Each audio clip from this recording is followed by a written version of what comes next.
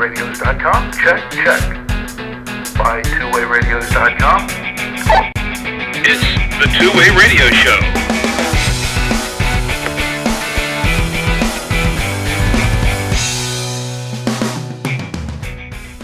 And welcome to the Two-Way Radio Show. I'm Rick Savoya.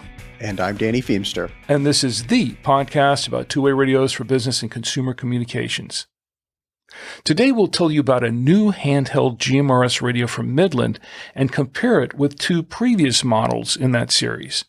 We'll also take some of your comments and questions from our blog and our forum at twowayradioforum.com. Our show is sponsored by TwoWayRadios.com, the source of two-way radios and radio accessories for businesses and consumers since 2002. TwoWayRadios.com, your radio specialists. After its introduction in 2009, the Midland GXT1000 quickly became an icon in the world of GMRS walkie-talkies, and it remains so today. With so much competition and innovation in the GMRS marketplace, the venerable GXT1000 is still holding its own. In fact, 15 years later, it is still a top-selling GMRS radio and perhaps the most recognizable Midland product around. There's just one thing. It's showing its age.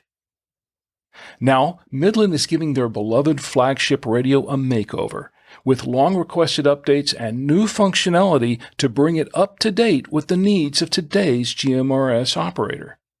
We're talking about the Midland GXT3000 GMRS two-way radio. Goodness, has it been 15 years since the GXT1000 came out? That seems crazy to me. It is. But I guess it is time for an upgrade or a refresh. And I think Midland did a great job with the GXT3000. It takes the GXT1000. It's the same type of radio, but it seems like they've added all of the modern conveniences, you might say, that people kind of expect on this type of radio today. Well, for those who were wondering, well, wait a minute, we've got a GXT1000. Now we have a GXT3000. What happened to the GXT2000? Yeah, I think that's the first question people are going to ask when they start looking a little more deeply. Like, you're going to look at our Midland page on our website. You see the 1000, then the 3000. Wait a minute, what's going on? If you dig deeper, you'll find our discontinued page that has a GXT2000 from a while back. I don't know. I don't remember how old that one is. Probably 10 years. 2013 is when the GXT2000 came out, and it only lasted less than a year, and then it was taken off the market. And we were fans of the 2000 when it came out. We thought, hey, this is a great upgrade, but it was pulled from the market some time back, and then we're back to the 1000. It's like, well, okay, what's next? What's going to happen next? And now we know it's the GXT3000. Yeah, the 3000 reminds me a lot of the GXT2000. I think they took a lot of the design cues from the 2000 and put it in the 3000. So the things they did right, they kept. Well, I have one of each of the three radios here with me. Now, this is the GXT1000 right here, the original. And then we have the GXT2000, the short-lived 2000, that right here. And then now we have the 3000. I have that right here. And if you put them side by side like this, you can see that they look almost identical. They're pretty much indistinguishable from one another, with just a few minor exceptions. A couple of minor exceptions. Mostly one. I'm impressed that you still had a GXT2000. I never throw out my Midland stuff. I always keep it. That's pretty impressive. Does it still work? Does it have mud stains on it? Yeah, actually, it does. It does still work. So, not that I use it much. I really don't use it much anymore. But it still works. It still operates. So your 3-year warranty is expired. That's for sure. Yeah, I would say so. So Well, if they are coming out with this GXT3000 now, what's the difference? What are the main differences between this and the 1000 and the 2000? And the main difference between primarily the 1000 and the 3000 are just minor cosmetic differences in appearance. I mean, you've got, and the same thing with the 2000. The 2000s are really, really minor, almost the same, except it's missing. What it doesn't have is a USB-C port on it. That's the only thing, which is what is included on the 3000. That's one of the bonuses. Do I have the wrong? Oh, that's the. I picked up the wrong radio. Here it is. I think this is the 3000. So there's a USB-C port right there. Yeah, I think the USB-C port is what a lot of people are going to like. That's a reason to upgrade from the 1000 to the 3000. People love the USB-C support, and it's great to see a lot of devices are getting that. I like what Midland did. You have a charger port, USB-C charge port on the radios, as well as it includes a desktop charger. Yeah. Here's the desktop charger in here. Even the desktop charger is powered with a USB-C port. Yeah, so you don't need a separate like wall wart type of AC adapter. You can just use your regular USB-C cable to power the desktop charger as well. Yeah, absolutely. As the radios. Yeah, I think the biggest update they made to the 3000 from the 1000 is I would consider it a real GMRS radio now. Mm-hmm. I think the 1000 is sort of an elevated FRS radio. It's not a full-fledged GMRS radio, in my opinion, because it doesn't have repeater support. Well, it's a holdover from the old days where the hybrid FRS and GMRS radios were on the market, and that's when they were all hybrid radios, and you sort of had to strike that balance between the FRS channels and the GMRS channels, low and high power, and that sort of thing. So I think that's where the GXT1000 is really showing its age. Yeah, I agree. The thing that makes it a GMRS radio instead of an FRS radio is more that it's capable of transmitting at over 2 watts of power. But now when people think of a GMRS radio, I think they're thinking of it including repeater support. Yeah.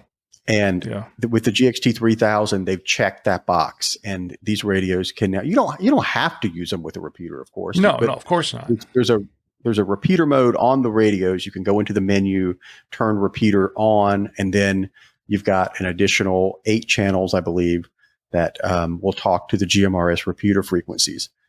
So that's a great addition. So repeater channels, you've got the USB-C charging, you've got a lithium battery. I believe the GXT1000s were a nickel metal hydride type battery chemistry. Mm-hmm. Let's go through that for just a minute. Each of these models use different types of rechargeable batteries. And I think it's important to note for a couple of reasons. And you just mentioned the nickel metal hydride batteries and the GXT1000. The GXT2000 used a lithium polymer battery. It wasn't a full lithium ion battery, but it was a lithium polymer battery, slightly different chemistry there. And then the 3000 actually uses a lithium ion battery pack. Now, what this means is that you can't swap out the battery packs in between these different radios, especially in a charging environment. So, and now the radios will still take the AA batteries as well as the chargeable ones, the rechargeable ones.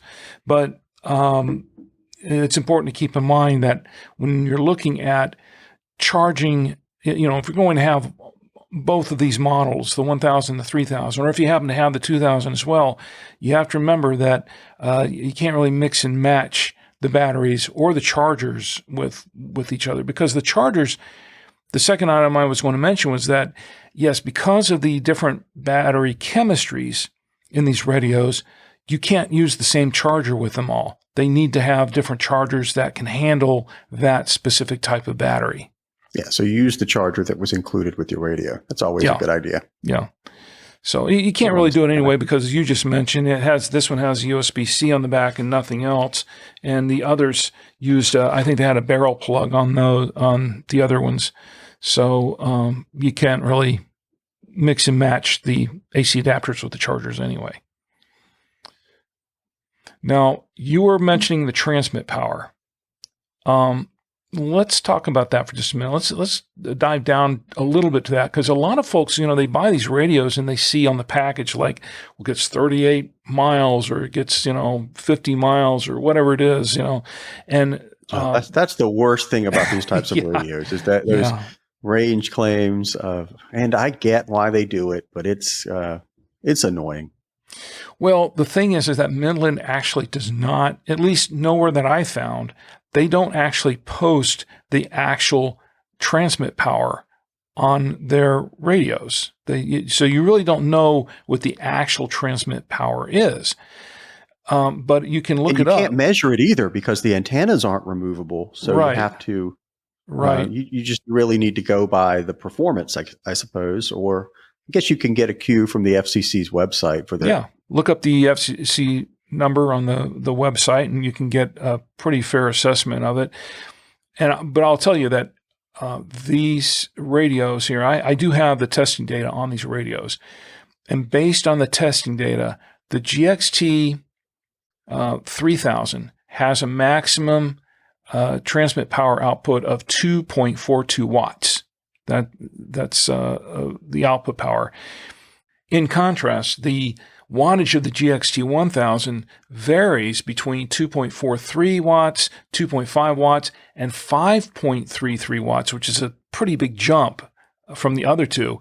That depends on which version of the GXT1000 was tested, because there were several iterations of the 1000, several generations, and because they went through various updates and changes over time. The early ones were 5+ watts, right? I think so. Yeah. And because of that, you're going to have, depending on what version of the GXT1000 you have, you're going to have a radio with different wattages and different performance ratios, I believe. So that's something to keep in mind. Now, the GXT2000 maxed out at 2.649 watts. So we're talking about, the 2.4, 2.6 range on average for these three radios for the most part. And you got to think, this is 2.5 watts. This is probably twice what you're going to get out of a typical FRS radio in power. And with the way wattage works, it's 2.5 watts is a lot more than half a watt. Oh, yeah. There's not as much difference between 2.5 watts and, say, 4 watts. So you're not going to see 2.5 watts is going to be adequate range for most situations. Mm-hmm. Especially if you plan to use it with a repeater. If you're on the 3000, if you're going to be connecting to repeaters, I wouldn't be overly concerned about, having it 2.5 watts instead of 5 watts, really, because if you're nearby a repeater, you're basically going to be going through that repeater to get out there anyway. So, To give you an idea, some of the best-selling Kenwood and Motorola radios that we have available on our website are 2-watt radios. The Motorola RDX series are $200 a radio and up. Yep. And same for the Kenwood NXP1302 series. There's a UHF VHF variant. Those are $240 radios, and they're 2 watts of power, and they get great reviews all day long. Yeah. So I wouldn't really cry over a 2-watt radio or 2.5 watt radio too much. A lot, as you just said, a lot of business radios operate in that wattage and that range. So yeah, absolutely. If you are, if this is the radio for you, if you've decided you like everything about this radio, you shouldn't let that it has 2.5 watts stop you from buying it. Mm-hmm. If it does everything else you're looking for, you're going to be happy with it, I believe. Especially if you were a GXT1000 user, I think you're going to be super happy with this upgrade. Well, let's take a look at the core functions here, and I think that's an easy area to, look into, because at the core, it's basically the same, but it's a bona fide GMRS radio. I mean, this isn't an FRS GMRS hybrid. It's an actual GMRS radio through and through. It can transmit and receive on all the standard GMRS channels. It does have additional channels that have pre-assigned privacy, what they call privacy tones, but specific CTCSS codes, and that's kind of how Midland has done some of their other radios. They've had the extra channels on a few of those. I think the GXT1000 has that. So that's pretty much the same thing. These are what Midland previously called the extra XTRA channels, and they really don't label it as much as an XTRA channel, but that you still have it on the radio. If you pull up the radio, I don't know which one I got here now. But if you pull it up, it still says extra talk on it. So it's, that labeling is still there. It's just that I noticed going through the manual that they really don't play that up as much as they used to. It also supports the standard 38 CTCSS tones and 104 DCS codes as the other Midland models. They use the same number assignments for those tones as well. So, it's compatible across the whole line of Midland radios. Yeah. And those extra channels can be kind of convenient, I suppose, if you're looking for, if you've got noise, you've got interference, you're in a crowded area, and let's face it, most people don't understand CTCSS tones or DCS codes, and it's going to channel number 30 that automatically puts it on there, maybe a more convenient way. I do hate the term privacy codes. Ooh, hate's a strong word there, Danny. I hate it. I'll say hate. It's annoying because it implies that it's private, that it's keeping your conversation private. I wish they'd call them filter codes. I think filter code is a much better term. Well, I think Motorola had it more correctly when they were calling it interference eliminator codes, I believe. Wasn't it Motorola that did that? Yeah. They did, but they probably tried to trademark it and all that. As they do, as all these companies generally do when they come up with a nice term. Filter codes is what we should. Filter codes. Filter codes is what we should call. Is that what you're going to trademark? No, I'm not trademarking. These manufacturers feel free to use it. Please. Filter codes. Stop saying privacy codes. All right. Well, you've already mentioned the repeater capability. So it does come with the 8 repeater channels. And we'll get back to that in just a second, because before we get to the repeaters, I do want to mention the weather channels. It still has that built-in weather radio, that weather mode with the 7 NOAA weather channels and 3 Canadian marine frequencies. So that's a total of 7 that's a total of 10. That's a total of 10 weather-related channels, more or less. So, and you've got the weather alerts on there, which is great. That's a great feature. I've always liked that about the Midland radios. They were always weather conscious, But going back to the repeater capability here, the 8 repeater channels, and someone asked me the other day about the privacy tones and repeater channels. And it does have 8 repeater channels, and it does support those privacy tones as split tones on the repeater channels. So you can do split tones on the repeater channels, but just on the repeater channels, not on any of the other channels. Just split tones only on the repeater channels, as far as I know. I think that was my understanding. I haven't tried that personally, but according to the manual, I did see that it supports split tones on the repeater channels only. But that should be where you'd need them anyway. And that's a nice feature. Some of the, I think earlier MXT radios did not support split tones. And we'd always get the question like, hey, does this do split tones? Does this do split tones? Mm-hmm. I think Midland's figured it out now, and they're putting split tones in their GMRS radios. Well, I know that there would be some people that are very upset, some GMRS users that would be very upset if it didn't.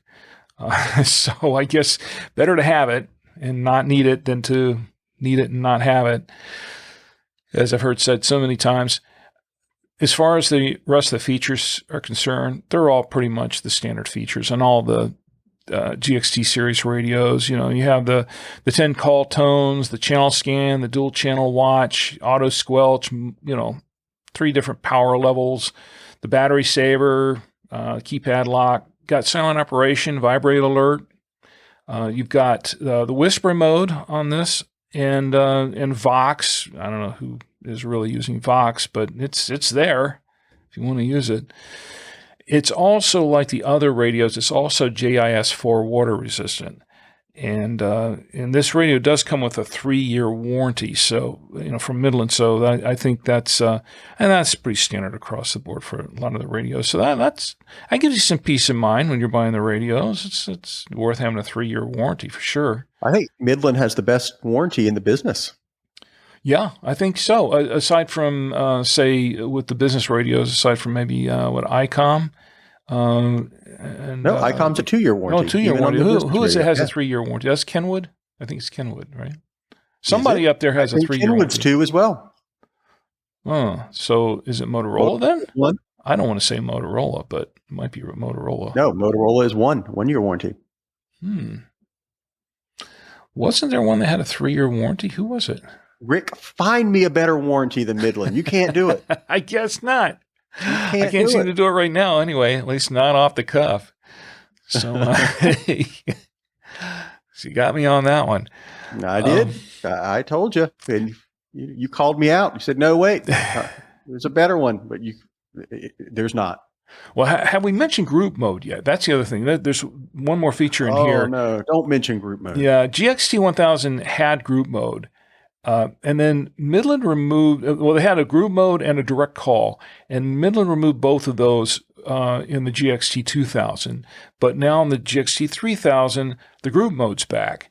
And that includes a group caller ID and group ringtone. So there you go. There's group mode for what that's worth. Don't use it. I've tried to use group mode on the GXT1000 before they removed it. And I think they removed it because it's just so hard to use. And, nobody could figure out how to do it. I know I couldn't. And, I've been doing radios for a long time, and it was complicated. And I looked through the manual of the GXT3000 and it looks complicated there as well. I don't know. Simplicity is a key. I wouldn't recommend using the group mode. It's difficult. Group mode's just difficult to set up and use. And, I don't know that it's that useful. Well, there's one more feature that's worth mentioning, and someone's going to ask it inevitably at some point. A lot of the Midland radios historically have been kind of stuck in narrowband mode, as you know, and now Midland has the option where you can change it from narrowband to wideband or back. You have that option. Yeah, that's another thing that kind of brings the GXT3000 into real GMRS radio territory. Mm-hmm. So the selectable bandwidth. And you really want to be on wideband, especially if you're using a repeater channel, because that's what the repeater is going to be set to, most likely. So it does. I think we skipped the LCD display, but the display is pretty much the same display as on the others as well. It's a nice display, and it has all the nice icons and things like that in the display. Now, with the 3000, they have changed it from the 1000 a little. There's a new segment on the display, so a lot of the icons are shifted down into this new lower segment on the display. Yeah, and that's kind of how they did it on the 2000 as well. So it just makes it easier to locate certain things, if certain features are on or off. And I think it was a good move. Yeah, I agree. That was on the GXT2000 as well. Yes. And this radio, again, it can use a lithium-ion battery pack or 3 AA batteries. So you've got that option, and of course the USB charger. I think pretty much. I think the best thing with this radio is the value pack that it's included with. Like it's, I mean, you it's don't got just get a everything pair here. of I got it right radios here. with this. I got everything here. You got the desktop charger. You've got the two Two headsets. The two headsets in here. You got to come with the two headsets, and I remember in our last recording, I talked up the value pack, but I don't think we had done that in this one. So I wanted to talk about how great it is to get everything in the same package. yeah. Well, to continue on, I've got the the 6-foot USB cable, and we've got the two pelt clips, which are all over the desk now, and the batteries, and it's just a lot of cool stuff in here. Just comes with everything. You really do with these value packs. GXT1000 was like this. The 3000 is the same. You really get everything you need in one package. You get all the charging accessories. You get headsets. You get a car charger. Is there a vehicle adapter in there? Yeah, there's supposed to be one. Let me see. I'm pretty sure there is. Yeah, it's in here. I just didn't pull it out. I can. Oh, wait a minute. Oh, so where is it? Yeah, it's right. Yeah, it is in here. It's just a little. It's not what you thought. You know, the older versions, they had because it was a barrel plug. They had a whole cable with a 12-volt vehicle charger. This is just USB-C. Yeah, this is a USB-C, and then here's the AC. Yeah. See, that's great. That's great. Everything you need in one box, anything you would ever want for this radio is in this package. So that's fantastic. Everything you need is right in the package. You don't need to buy a lot of extra stuff. I think that's one of the great things with this radio, and it's been the case with the GXT series radios since 2009. I agree. I agree. So that's the GXT3000, the Midland GXT3000. What's the price, Rick? We got to get to the price. Oh, sorry about that. The price on the Midland GXT3000 currently on our site is $149.99. That's the current price. Who knows how long it'll be that price? I don't know. It could go up, could go down. It could go all around. I don't know. Right now it's $149.99. I would say it's probably going to stay there. The prices don't move very often on the Midland stuff from what I've seen. Mm-hmm. Maybe there'll be a sale every now and then. You never know. You never know. The price is probably not going to change, but since you're listening to the podcast, we do have a 5% off promo code. You can use promo code SHOW and save 5% off of a set right now. Mm-hmm. At buy2wayradios.com. All right, so that's the GXT3000 from Midland. Any other comments on it? I think we pretty much covered it, didn't we? Is there anything else? I think we got it. All right. I'll think of something as soon as we finish recording. I'm sure you will. Well, we have some comments and questions from our blog and our forum at twowayradioforum.com. The first one comes from Clyde, and he's responding to the President Jerry, FCC, and Randy 2CB Radio. That we covered that in the previous episode of the Two-Way Radio Show. And Clyde says, "Looks like a winner. I'm sure it will sell well, but I would miss the skip scan, and new laws here in PA might make Vox a legal necessity when being used in a moving vehicle. I'll stick with the Randy," and that's from Clyde. So I guess Pennsylvania's going to have. I didn't know about the new law. That's it must be a Pennsylvania thing. That could be crazy if you were required to use Vox with a radio. I'm not sure how well that's going to go over. Vox is very problematic. So I don't know if I'd rely on that, especially in a vehicle, in a moving vehicle. All right, and our next one comes from Al. And Al's responding to episode 189. We were talking about the ham radio antennas being allowed in an HOA. And Al says, "I have no problem letting operators put an antenna to use their radio for communications. One antenna per house is not unreasonable, especially for emergency operations. HOAs go way too far at times. I will never live in an HOA. Can't have this, can't have that, got to paint certain colors, can't park in your own driveway or in front of your own home, and many other BS rules. Guess the HOA needs to pay the mortgage on those homes since they think they own them. And that's from Al. You know, I've had similar thoughts of that myself. It comes time to pay the mortgage, and I've just had to deal with some HOA issue, and I'm thinking, wait a minute, who really owns this house? Me or the HOA? I am not in an HOA, and I'm happy about that. Yeah. And our last one comes from Rod, and Rod wants to know, I just got my call sign. I have an Ocean KGQ10H. On Chirp, I can't find model KGQ10H. Looking for some help. Thanks. And that's from Rod. Yes, Chirp actually does support the KGQ10H and the KGQ10G. There's someone that wrote a fantastic Chirp driver for both of those models, and he's done drivers for most of the other Ocean GMRS radios. And it's probably not yet in the official Chirp build. So it's in, you have to add it by putting Chirp in developer mode. And then when you put it in developer mode, you can add a driver, and you have to paste in a URL from their website of the development driver.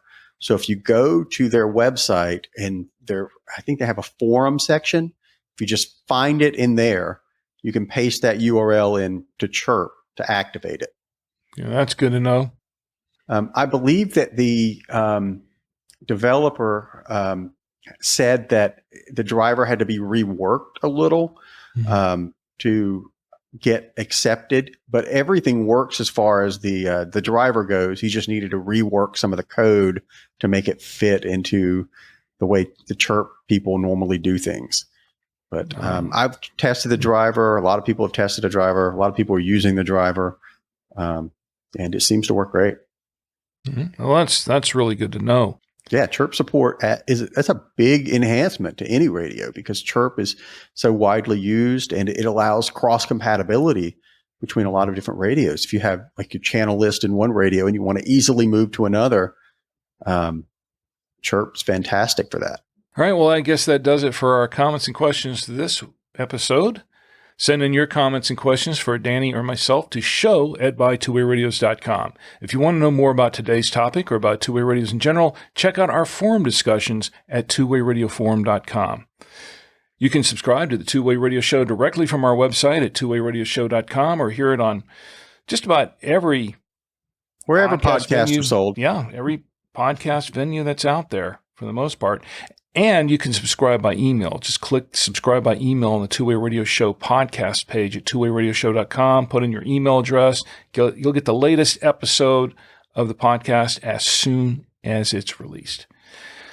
There is one thing that I want to add here regarding the show. In 2019, the Two-Way Radio Show podcast was nominated for a People's Choice Podcast Award.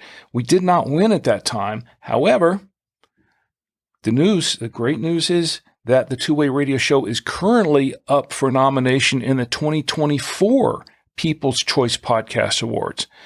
And if you really like the show, please show your support for the Two-Way Radio Show and nominate it at podcastawards.com. Just go to podcastawards.com, sign up, and then you can nominate the Two-Way Radio Show in two categories. It's in the tech category for podcasts and the People's Choice category for podcast. Nominations close July 31st, 2024. So you have just a little bit of time to do it. So if you're interested, please go in there and nominate the show. We would really, really appreciate your support. You can nominate the show at the Podcast Awards website at podcastawards.com. Really, really appreciate that. All right, before we go, any final comment? I don't think so. All right.